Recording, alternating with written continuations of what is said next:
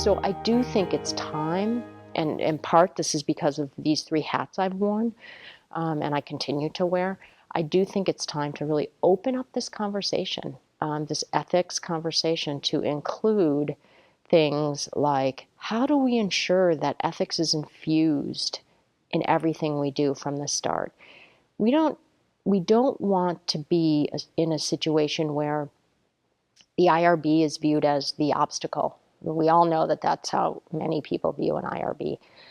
We don't want to be viewed as the ethics police or the stop sign ethics or the red light ethics.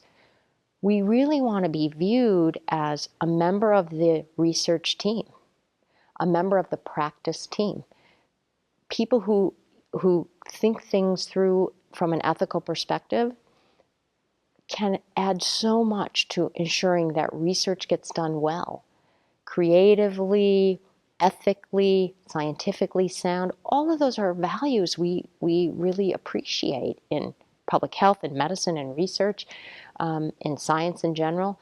And if we put that in from the start, the ethicists and the ethics can help facilitate ethical research, not stop it. So making sure that we raise good scientists, meaning we have, ensure that scientists think ethically and that they have access to people who think ethically and can help them put that spin and flavor on what they're doing, ensuring that the research ethics are good, and then ensuring that we're all thinking about how what we do matters. Even for bench scientists, laboratory scientists. I mean, they're doing something important or they wouldn't be doing it. And certainly bench scientists in public health and health research are doing it because they think someday it's going to have some impact. Well, let's talk about that impact, and let's think about not just, wow, wouldn't it be cool if we could fill in the blank, but let's think about what the societal and ethical implications are of that project or that protocol.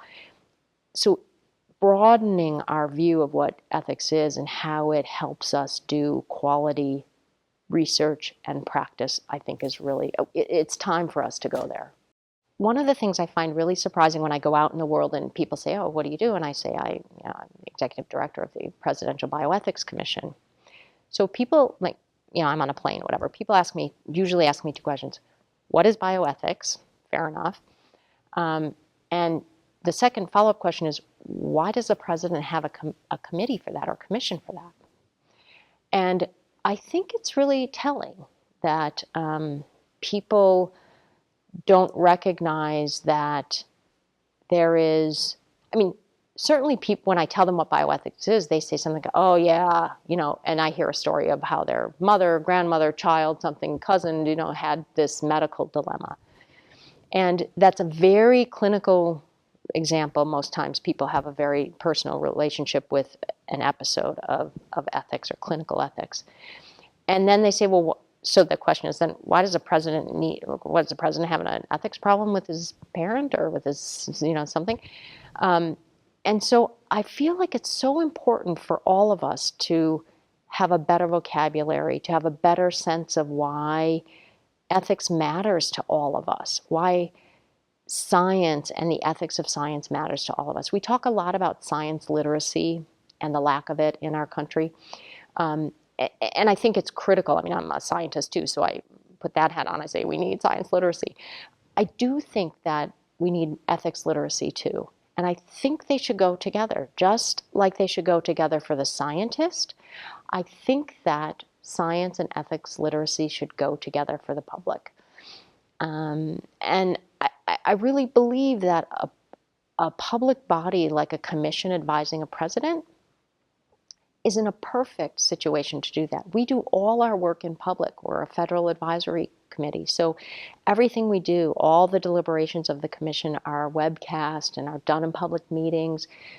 And they're fascinating and extremely beautiful ways of getting to the root of an issue and to bring up the process we use is democratic deliberation, and we bring up all these different voices and opinions and views on things.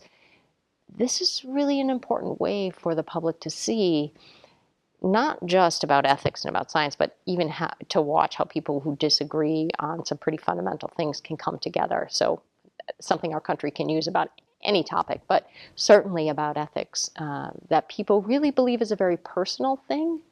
There is a personal part of ethics. We all have a moral compass, but there is also ethics writ large is more about how we as a society are going to agree to move forward on these tough issues. And I really think public bioethics is something that this commission can contribute to and does.